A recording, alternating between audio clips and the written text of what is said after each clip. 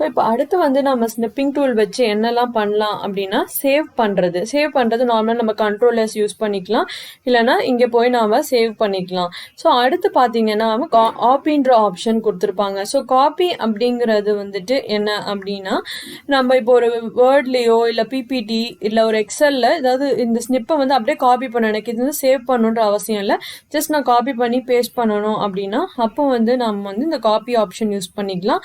அதே மாதிரி இப்போ ஒரு ஸ்னிப்பை நான் வந்து மெயில் பண்ணணும் அப்படின்னா மெயில் பண்ணுறதுக்கும் ஆப்ஷன் வந்து இங்கேயே டைரெக்டாக ப்ரொவைட் பண்ணியிருக்காங்க.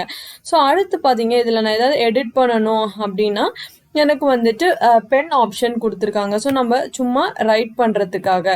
ஸோ இதில் நம்ம கலர்ஸ் சூஸ் பண்ணிக்கலாம். அதே மாதிரி இது வந்து மார்க்கர் வந்து மெயினாக எதுக்கு அப்படின்னா, இப்போ நான் வந்து ஒரு ஸ்னிப் எடுத்துட்டேன், அதில் வந்து நம்ம ஒரு பர்டிகுலர் பார்ட்டை நான் வந்து ஹைலைட் பண்ணணும் அப்படின்னா அதுக்கு நான் வந்து அந்த மார்க்கர் யூஸ் பண்ணிக்கலாம்.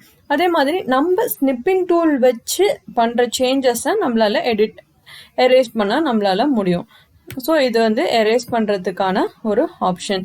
ஸோ இதுதான் வந்துட்டு மேஜராக வந்துட்டு ஸ்னிப்பிங் டூலில் இருக்கிற அடுத்த ஃபீச்சர்ஸ்.